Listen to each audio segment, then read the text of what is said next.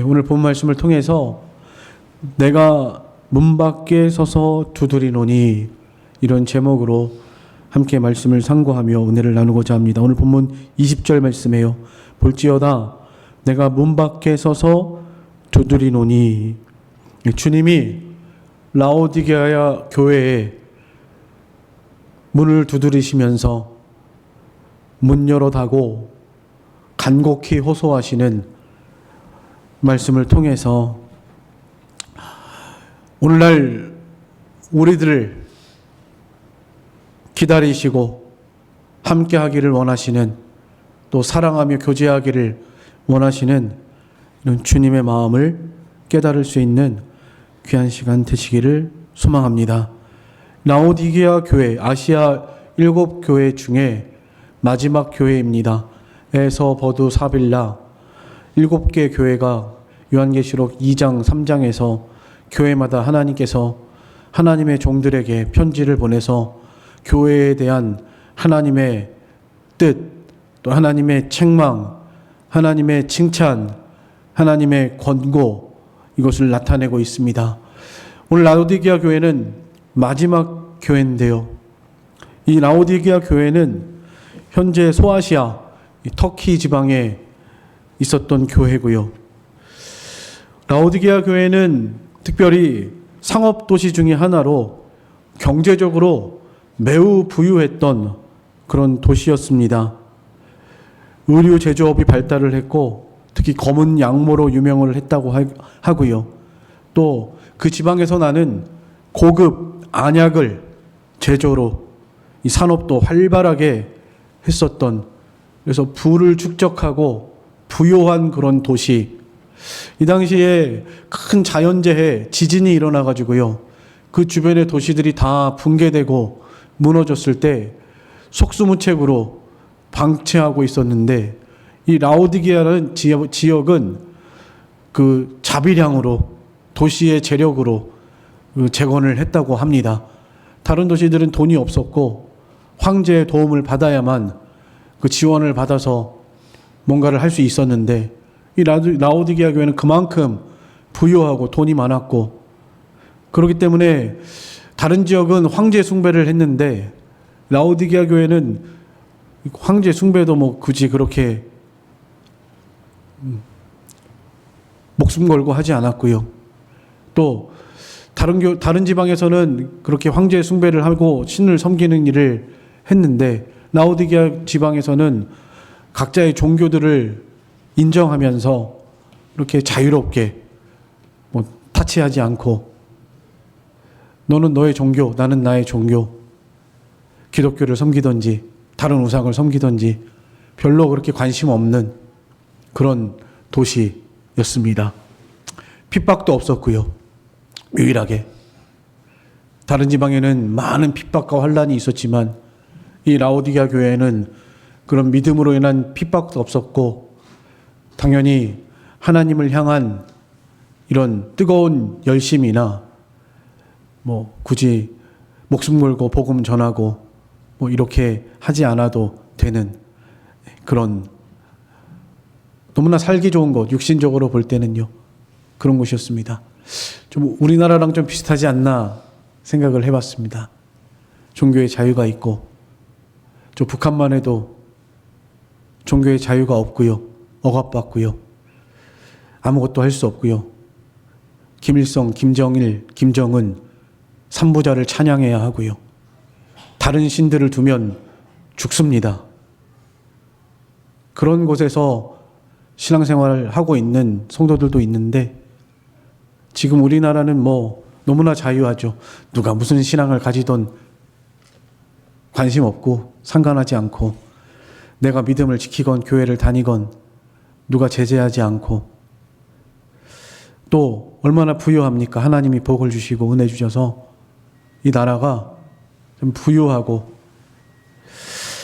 라오디게아 교회의 이런 어떤 배경이 지금 우리가 살고 있는 이 시대에 우리나라와 좀 비슷하지 않나, 이런 생각을 해봤습니다.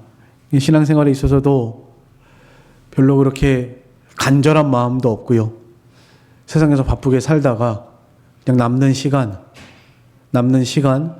시간이 되면 교회 오고 하나님 섬기고 바쁘고 힘들고 어려우면 그것이 더 먼저고 신앙생활은 두 번째, 세 번째 마치 취미생활처럼 그렇게 신앙생활하고 타협하고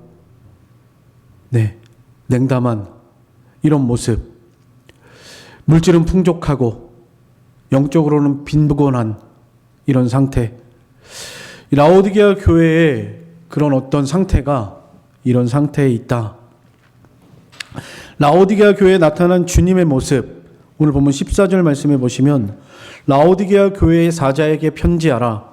아멘이시요 충성되고 참된 증인이시요 하나님의 창조의 근본이시니가 이르시되, 하나님의 사자에게 편지하라. 아멘이시요 진실하다, 진리이시다. 또 그렇게 될 줄 믿습니다. 이런 확신과 진리 가운데에서 나타나셨고, 충성되신 분, 목숨 걸고 목숨을 버리면서 하나님의 말씀에 순종하셨던 주님의 모습으로 나타나셨고, 참된 증인, 예수님이 참된 증인이시죠. 참 진리이시고 빛이시고 우리의 유일한 표대이고 모본이 되시는 예수님이 걸어가신 그 길이 곧 증거이고, 성경의 많은 주님의 말씀을 통해서 증거를 우리에게 보여주셨습니다.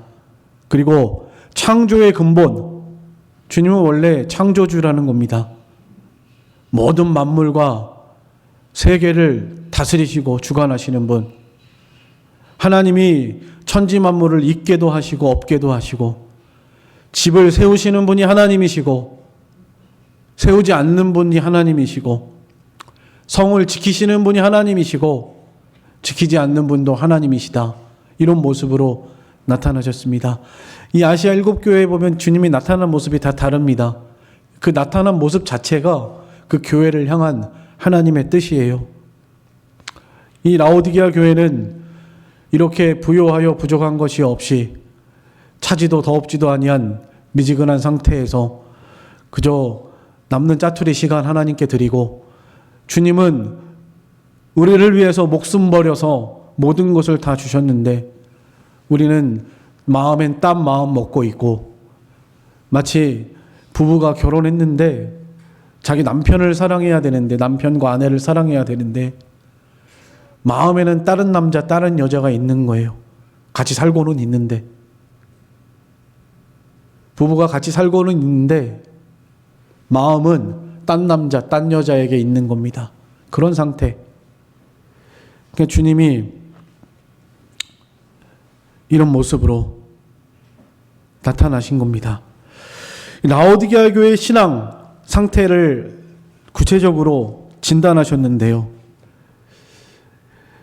여기 라오디게아 교회는요, 다른 교회는 그래도 좀 칭찬 한두 가지 하고 그리고 책망하시고, 어떤 교회는 칭찬만 하시고, 이런 진단을 하셨는데 라오디게아 교회는 칭찬은 하나도 없고 그냥 책망만 받은 교회입니다. 아시아 7교회 가운데에서도 하나님이 가장 이렇게 영적으로 영적인 상태가 좋지 않은 상태, 가장 좋지 않은 상태, 그런 상태에 있는 교회인 것을 알 수가 있습니다. 라오디게아 교회에 대한 주님의 진단, 우리가 병원에 가면 무슨 병인지 진단을 받죠. 몸이 추워서 열이 나서 병원에 가면 열감기, 독감, 그래서 진단을 받고, 독감이면 독감 주사를 맞아야 하고, 또 그냥 독감이 아니라 일반 감기면 감기약 처방해주고 그렇게 하죠. 근데 또 감기와 상관없는 다른 종류면 큰 병원에 가보십시오, 이렇게 말하기도 합니다. 진단. 예수님께서 라오디게아 교회를 지금 진단하셨는데요. 라오디게아 교회를 진단하신 그 진단 내용이 16절, 17절, 16절, 17절입니다. 내가 이같이 미지근하여 뜨겁지도 아니하고 차지도 아니하니 내 입에서 너를 토하여 버리리라. 미지근하다. 뜨겁지도 않고 차지도 않다. 네. 찬물, 뜨거운 물. 이 뜨거운 물하고 찬물하고 분명히 구분이 있죠. 미지근하면 별로 느낌이 좋지 않습니다. 여기 말하는 것은 열심을 내라, 뜨겁게 신앙생활 해라, 이런 의미에서 이런 말씀을 하신 겁니다. 뜨겁게 열심으로 사랑을 하고, 부부가 처음에 사랑을 할 때 뜨겁게 사랑합니다. 얼마 살다가 보면 그 뜨거운 사랑이 좀 식어지고, 에베소 교회는 하나님이 처음 사랑을 버렸다고 책망하셨는데 그 처음 사랑을 버리기도 하고, 여기 라오디게아 교회의 그 믿음의 영적인 상태가 뜨겁지도 않고 차지도 않다. 주님을 향한 사랑도 열정도, 주님을 위해 헌신하는 것도 없고, 차다는 것은요, 뭐 하지 말아라, 하려면 하고 말라면 말아라, 이런 의미 아닙니다. 주님이 절대 내치지 않습니다. 차다라고 하는 것은 좀 죄에 대해서, 세상에 대해서 거룩함, 구별됨, 분리됨, 좀 명확하게 구분하고 좀 그렇게 죄를 끊어버리고 아닌 것들은 차단하고 해야 하는데요. 그렇게 하지 못하는 상태. 그냥 적당히 타협하고 적당히 양보하고 그런 상태. 뜨겁지도 않고 차지도 않다. 내가 이같이 미지근하여 뜨겁지도 아니하고 차지도 아니하니 내 입에서 너를 토하여 내치리라. 하나님 사랑이 하나님이신데 천년을 하루같이, 하루를 천년같이 참아주시고 기다려주시고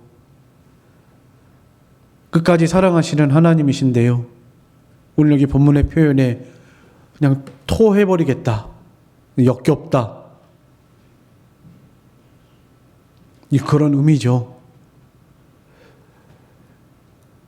만약에 같이 사는 남편이나 아내가 같이 살고는 있는데 마음은 딴 남자에게 있고 딴 여자에게 있고, 그것을 안다면 그 남편이나 아내가 같이 사는데 얼마나 힘들겠어요.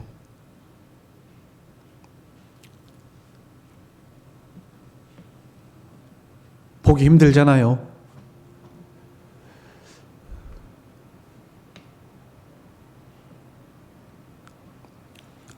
하나님께서도 너를 토하여 버리겠다, 내 입에서. 얼마나 마음이 서운하고 섭섭하고, 또 하나님은 질투하시는 하나님이신데 사랑하기를, 교제하기를 얼마나 사모하시고 기다리시는지, 이렇게 너를 토하여 버리고 싶다, 이런 마음으로 그만두고 싶다는 거죠. 토해버리고 싶다.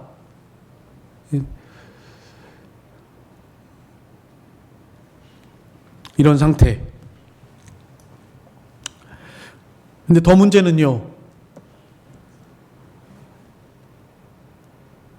자기가 어떤 병에 들었는지, 자기의 영적인 상태가 어떤지 그거를 잘 알지 못합니다. 오히려 괜찮다고 생각하는 거예요. 나는 건강하다, 자신하는 거죠. 건강해, 나는 문제가 없어, 괜찮어. 17절에 내가 말하기를 나는 부자라 부요하여 부족한 것이 없다, 이렇게 말한다고 했습니다. 실제로 부유하고요. 풍족하고 뭐 부족한 게 없고요. 돈만 있으면 뭐든지 할 수 있는 세상. 지금 우리가 살고 있는 물질 만능주의 세상이죠.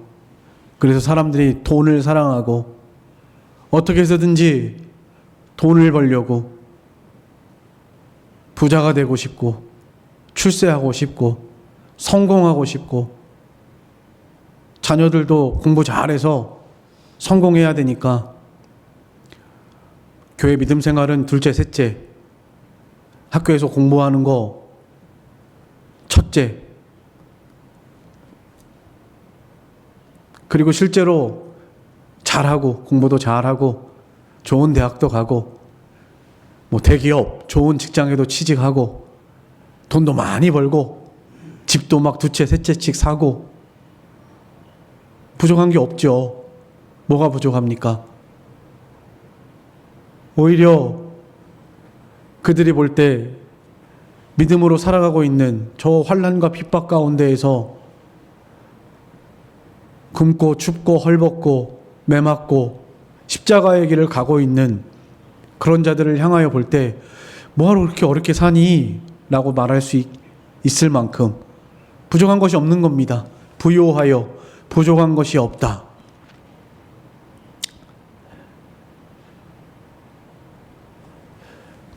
네, 그런 상태입니다. 우리들의 신앙생활의 신앙 상태가 오늘 이 말씀의 거울 앞에서 나는 그렇지 않은가?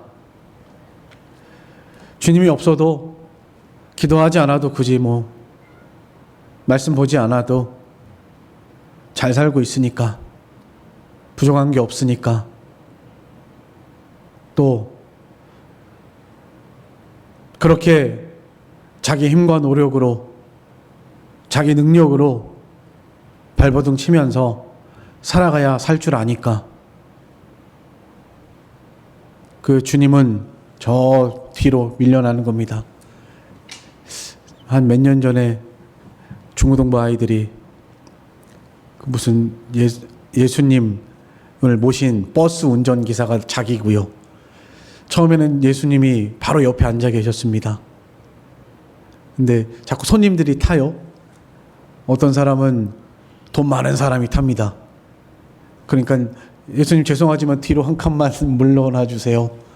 자기 옆자리에 이제 돈 많은 사람 앉힙니다. 그리고 이제 높은 사람이 또 탑니다. 명예와 영광이 권력이 있는 사람. 부자가 옆에 탔는데 뒤로 한 칸 또 물려납니다. 그 높은 사람이 옆에 자리에 앉고요. 한 사람씩 타고 오는데 나중에는 보니까 예수님은 제일 뒷자리에 가 계시는 뭐 그런 선극 비슷한 중고등부 아이들이 했던 거를 본 적이 있는데요. 우리 마음에서도 점점 예수님은 두 번째, 세 번째, 네 번째 저 끝으로 밀려나고 있지는 않습니까? 굳이 뭐 주님 없어도 살 수 있다. 돈만 있으면 되니까. 출세하는 게, 성공하는 게 먼저니까. 그렇게 자기를 위해서는 바쁘고 힘써서 살면서 또 그 부요함 가지고 또 적당히 라오디게아 교회 성도들은요. 그래도 주일날 교회는 계속 나옵니다. 마음은 떠나 있어도 마음은 멀어도 겉으로 볼 때는 할 거 다 하는 거예요. 연보 생활, 11조 생활, 봉사, 헌신, 교회를 위해서 희생하고 봉사하는 일, 또 돈이 많으니까 뭐 필요할 때 교회 한 번씩 툭툭 내놓고 누가 봐도 신앙생활 잘하는 것처럼 보이는 그런 상태. 그러니까 자기 자신도 뭐 내가 이만큼 신앙생활을 하면 이만하면 뭐 좀 됐지 않나. 자기 만족, 자기의 좀 괜찮은 사람, 나는 건강하고 괜찮다. 이렇게 생각하는, 그렇게 생각하는 거, 그것이 더 큰 문제죠. 여기에 대해서 주님께서는 이렇게 진단하십니다. 내 곤고한 것과 가련한 것과 가난한 것과 눈먼 것과 벌거벗은 것을 알지 못하는도다. 참 공고하고 가련하다, 불쌍하다. 저렇게 세상을 위해서, 자기를 위해서 누구보다도 열심히 살고 겉으로 볼 때는 다 가진 것 같고 행복해 보이는 것 같은데 주님이 볼 때는 참 불쌍하다. 아무것도 모르고 세상을 위해서, 자기를 위해서 쌓아놓고 살고 있으니 주님의 눈으로 볼 때는 너무나 불쌍하고 측은하고, 또 가난하다. 실제로는 부유한데 영적으로는 가난하다는 거죠. 세상에다만 쌓아두고 하늘의 보화를 쌓지 않으니까 가난한 거죠. 자기를 위해선 부유하지만 하나님을 위해선 가난한 겁니다.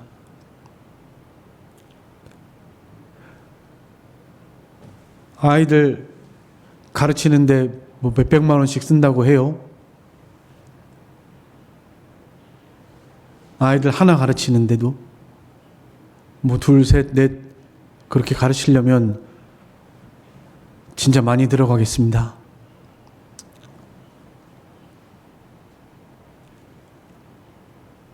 자기를 위해서는, 자기 자식을 위해서는 그렇게 아깝지 않고 다 씁니다. 그러나 하나님을 위해서는 성도에 마땅히 해야 할 하나님의 것 11조도 하지 않고 그저 주님을 위해서는 부스러기 있으면 하고 없으면 안 하고, 주일날에도 뭐 바쁘면 안 가고 할 일 없으면 오고,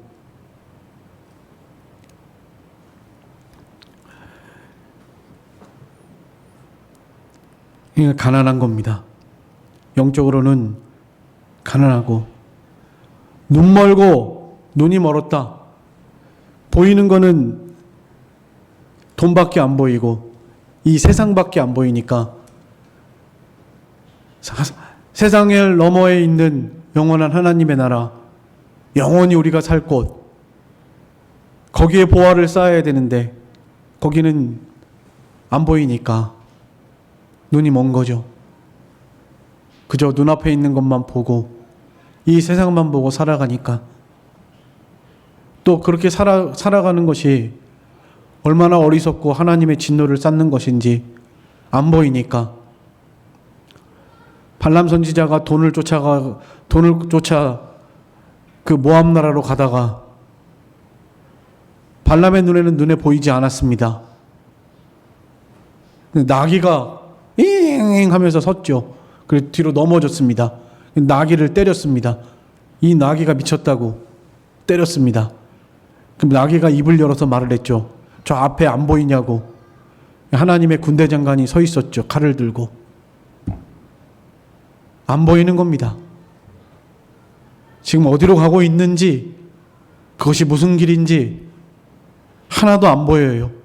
그러니까 눈이 먼 겁니다. 벌거벗었다. 하나님도 안 보이고 자기밖에 안 보이고 세상밖에 안 보이고 눈앞에 있는 것밖에 안 보이니까 그것을 얻기 위해서 서슴없이 하나님 앞에 죄를 범하는 거죠. 안식일을 기억하여 거룩하게 지켜라. 그냥 서슴없이 죄를 범하는 겁니다. 10분의 1은 나의 것이니 내 것을 도적질하지 말아라. 당장 내가 쓸 게 없으니까 도적질하는 거예요. 그냥 서슴없이 죄를 범하는 겁니다. 그게 벌거벗은 수치죠. 이 라오디게아 교회의 상태, 주님이 볼 때 진단한, 그러니까 자기가 볼 때는 건강하고 괜찮다, 난 좀 괜찮은 사람이다 라고 생각은 했지만 그 이만하면 잘 살고 있다 세상에서. 하나님께서 보실 때는 낙제죠. 낙제입니다. 점수나 뭐 한 빵점 겨우면 한 20점?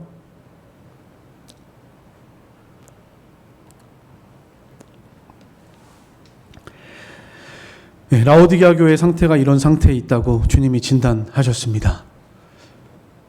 오늘 이 말씀의 거울 앞에서 우리 자신들의 신앙을 좀 진단 받아 보시고, 내가 좀 건강하다, 괜찮다 라고 생각하지 않으셨으면 좋겠습니다. 그렇게 생각하는 순간 이미 교만한 것이고, 우리 모든 성도들이, 뭐 저도 마찬가지입니다. 저도 마찬가지예요.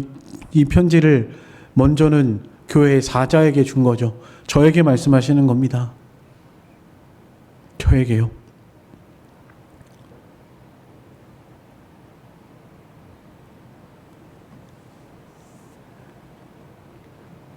당장 지금 병원에 입원해서 수술해야 될 상태, 그런 상태인 겁니다. 이 라오디게아 교회. 이대로 가다가는 곧 죽을 상태.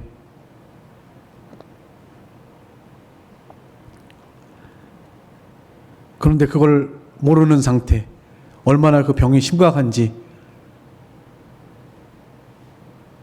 모르는 상태니까 빨리 진단받고 처방을 받아야 되는데, 그저 가장 영적인 치료자 주님이 와 계시는데도 바쁘니까 지금 문 닫아놓은 상태. 주님이 빨리 지금 고쳐주려고 지금 이대로 두면 죽으니까 찾아오셨는데도 문 걸어 잠그고 문 밖에 세워두고 그렇게 살아가고 있는 상태. 그게 바로 라오디게아 교회의 신앙입니다.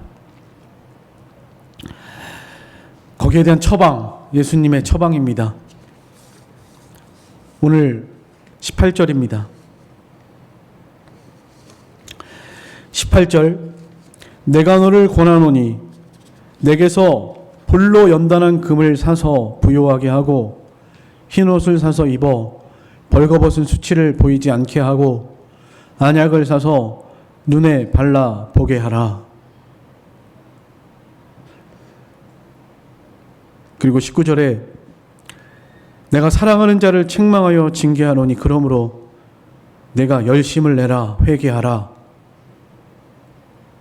네 가지입니다. 첫 번째는 불로 연단한 금을 사서 부요하게 하라. 첫 번째 처방입니다. 불로 연단한 금, 어떤 의미일까요? 불순물이 빠지죠. 불로 연단한 금. 순도 99.9. 처음에 원석으로 있을 때는 금 얼마 없습니다. 그걸 불에 넣어가지고 다른 불순물들을 다 태우고 금만 남죠. 바로 그런 걸 말하는 겁니다. 불로 연단한 금. 우리의 신앙 상태도 너무나 불순물들이 많이 껴 있어요. 순전하지 못하고 미지근하고 그저 깨끗하지 못하고 섞여 있고 진벌과 갯벌, 찬물, 뜨거운 물, 하나님을 사랑하는 마음, 세상을 사랑하는 마음, 몸은 하나님과 결혼한 주님이 신랑이고 우리는 신부고 부부인데 마음은 물질에 가 있고 자녀에게 가 있고 세상에 가 있고 명예, 영광, 출세, 권세, 또 육신의 향락, 쾌락, 즐거움 이런 데 다 있으니까 너무나 불순물이 많습니다. 그러니까 불로 연단하라는 거예요. 특별히 우리의 믿음이 정금과 같이 나오라고 주님이 연단하신다고 그랬죠. 환난과 시험을 받으라는 의미입니다. 말씀을 순종할 때 오는 고난을 받으라는 거예요.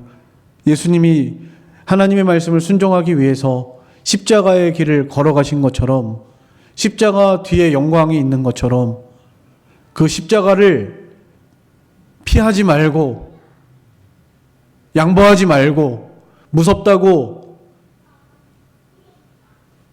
포기하지 말고 주님처럼 믿음으로 순종하면서 그 길을 걸어가면서 연단을 받으라는 것입니다. 너무 편하게 신앙생활 하니까 그냥 그래도 좋고 저래도 좋으니 아무 환난이 없고 순종 안 하니 무슨 환난이 있어요? 아무 환난이 없고 환난이 있는 것은 하나님의 징계로 당하는 고통과 슬픔 뿐인 거죠.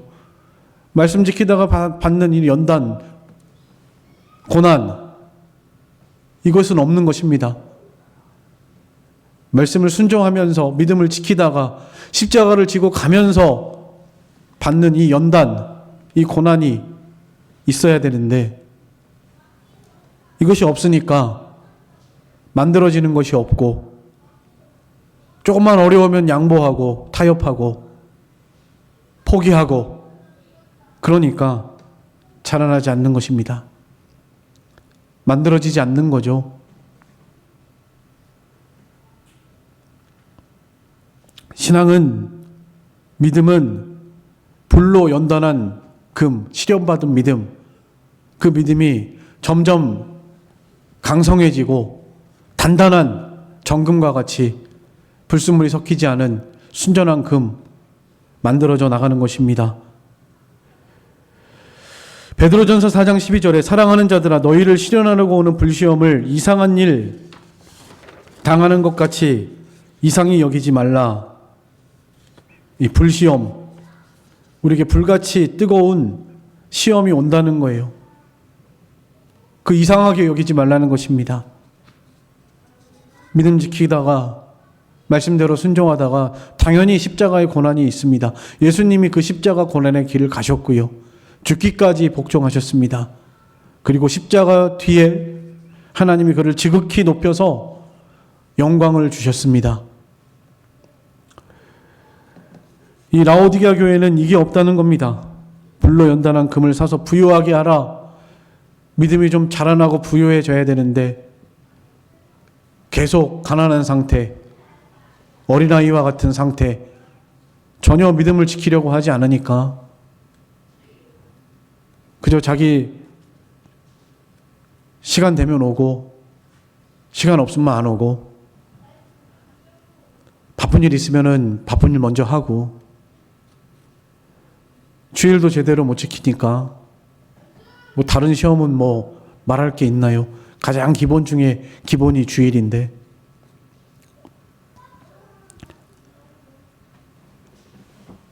이 불로 연단한 금을 사서 부유하게 하라.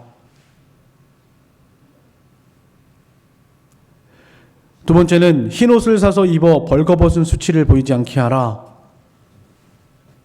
사라고 그랬죠. 앞에도 사라고 그랬고 힘을 써야 한다는 것이고요. 여기도 흰 옷을 사라고 그랬죠. 이것도 힘을 써야 되는 것입니다. 어떤 사람은 예수님의 의의 옷, 자기 의, 자기 노력 그걸로 하려고 하지 말고 주님의 의를 의지해라 이렇게 해석하기도 하는데요. 사라는 거 우리가 살 수 있나요? 주님의 피값을 은혜로 거저 주시는 것이지. 그걸 전제하에 흰옷을 사서 입어라는 것입니다. 이 흰옷은 성도들의 옳은 행실이라고 그랬죠. 19장 8절에 요한계시록 빛나고 깨끗한 세마포를 입게 하셨은즉 이 세마포는 성도들의 옳을 행실이로다. 바르게 살라는 겁니다. 말씀대로 순종하면서 힘을 쓰라는 겁니다. 사라는 것은 그런 의미예요.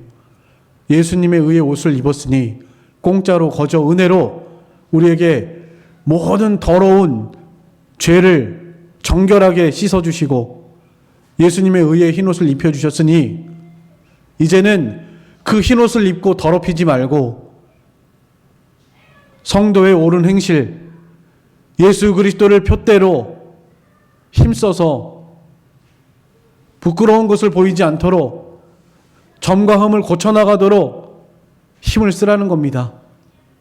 힘쓰라고 그랬죠.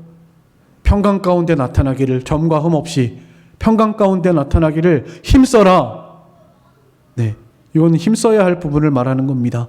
우리가 신앙생활을 해나가는데 은혜로 되는 것이 있고, 물론 힘쓰는 것도 선행적 하나님의 은혜로 되는 겁니다. 내 노력으로, 내 힘으로 할 수 없죠, 당연히.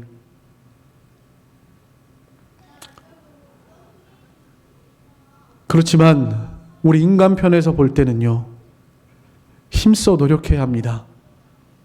다른 박질, 힘을 쓰라, 전심전력하라, 열심을 내라, 회개하라, 하나님께로 돌아오라, 여호와께로 돌아오라. 우리 인간 편에서 볼 땐 다 힘써야 되는 겁니다. 그냥 가만히 있는다고 되는 거 아닙니다. 그러나 그 힘씀조차도 하나님의 은혜죠. 그러나 우리 마음에 그런 사모하는 마음도, 마치 여기 라오디게아 교회처럼 내가 뭐 부족한 게 있나, 이만하면 됐지, 이 정도면 됐지, 뭐 굳이 꼭 신앙생활 해야 되나. 하나님, 그래서 창조의 근본으로 나타나신 거죠. 하나님이 주시지 않은 것이 있습니까? 예, 여러분, 하나님이 주시지 않은 게 있다라고 생각하시면 안 됩니다. 그 좋은 재능, 능력, 지혜 다 하나님이 주셨죠. 환경도 하나님이 주셨습니다. 우리나라 얼마나 좋은 환경 중에 있습니까? 힘써 일하는 대로, 수고한 대로 먹고 살 수 있게 하셨죠. 환경도 하나님이 허락하셔야 되고요. 저 이북에는 아무리 똑똑하고 능력 있고 힘이 있어도, 아무리 힘써도 똑같이 받습니다.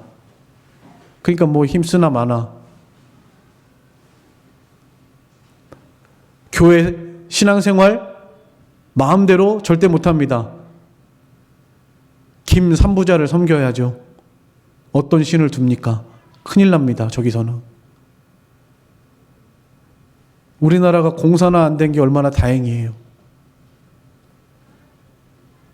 우리도 똑같이 김 삼부자 섬겨야 될 텐데. 정신 차려야 됩니다. 이렇게 하나님이 자유를 주셨는데, 잘할 것 같죠? 자유를 주시면. 근데 오히려 반대인 것 같아요. 더 가난하고 가련하고 눈멀고. 저 이북에 있는 성도들이 오히려 부요합니다. 부요해요. 그 고난 가운데에서 믿음 지키느라고, 목숨 걸고 신앙생활 하느라고 부요합니다. 우리는 뭐예요? 너무 편하니까, 라오디게아 교회처럼 뭐 부족한 것이 없으니까.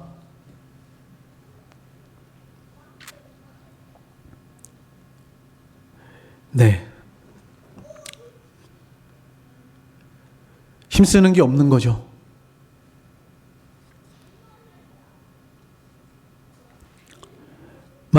세 번째는 안약을 사서 눈에 발라 보게 하라.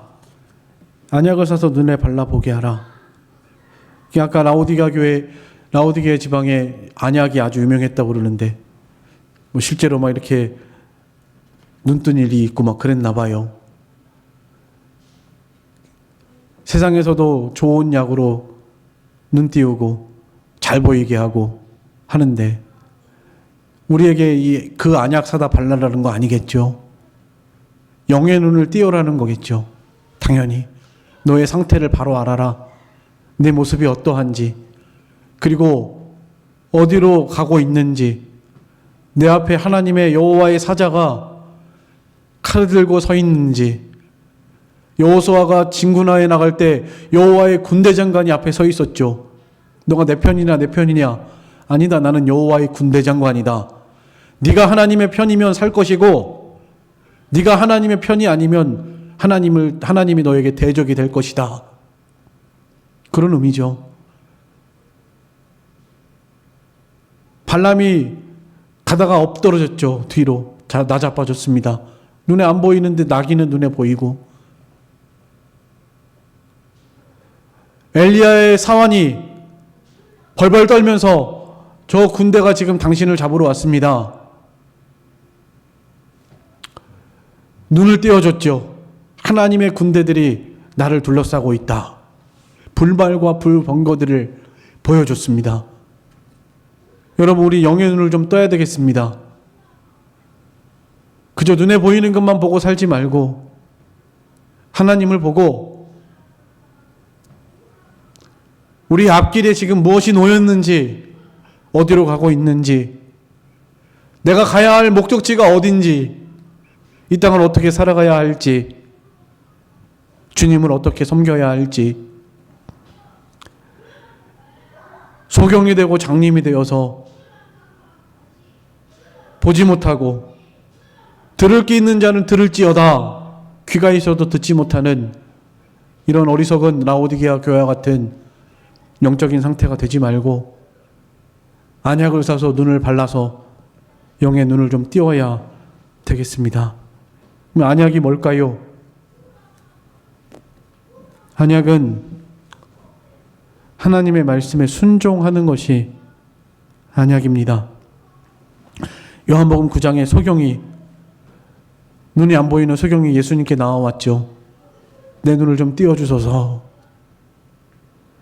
예수님이 진흙을 이겨다가 침을 뱉어서 눈에 바른 다음에 저 실로암 못에 가서 씻어라.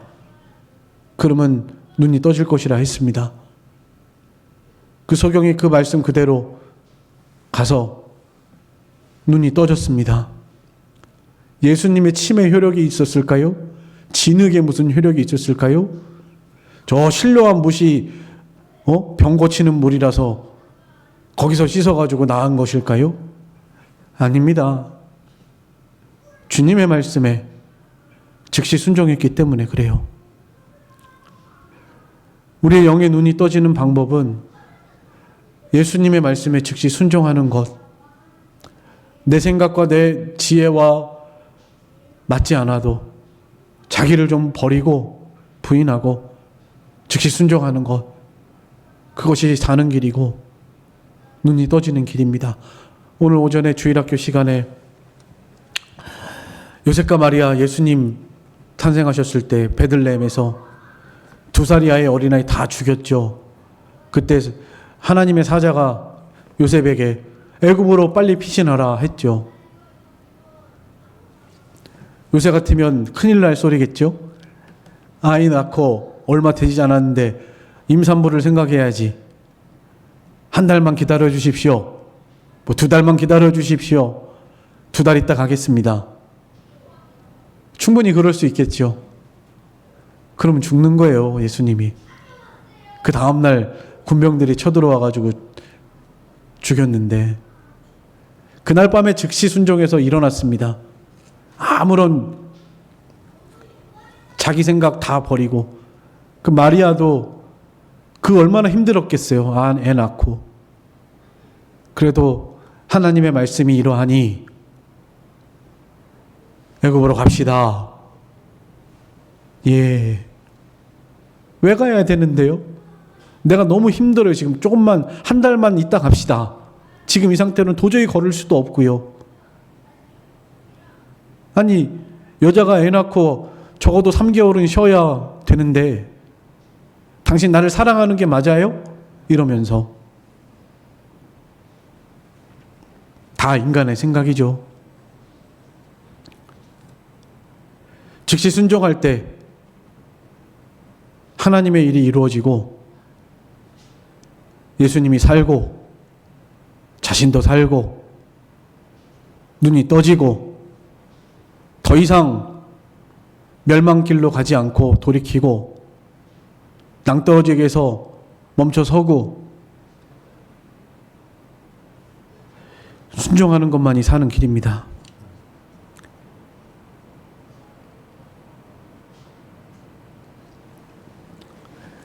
열심을 내라, 회개하라. 네 번째, 사랑하는 자를 책망하고 징계한다. 열심을 내라, 회개해라. 뜨겁든지 차든지 해라. 주님을 위해서, 나를 사랑하신 주님이 십자가로 그 피 흘려주신 그 사랑으로 너를 그렇게 사랑하는데 너는 왜 딴 남자를 그렇게 사랑하니? 나에게 마음을 좀 열어라. 내가 너를 이렇게 사랑하는데 너는 왜 나에게 마음을 주지 않니?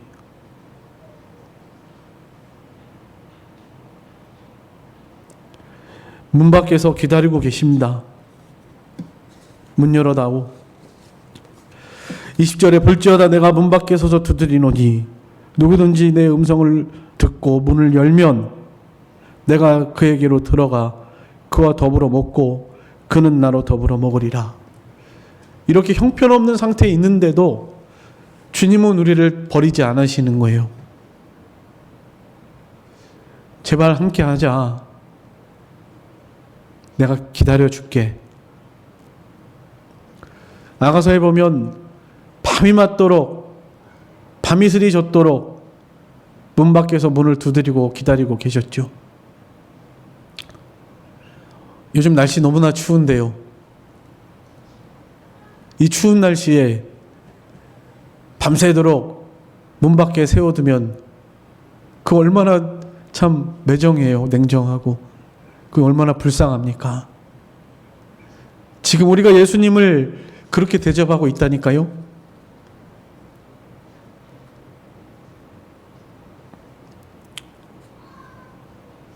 우리 마음문 밖에서 두드리고 계시는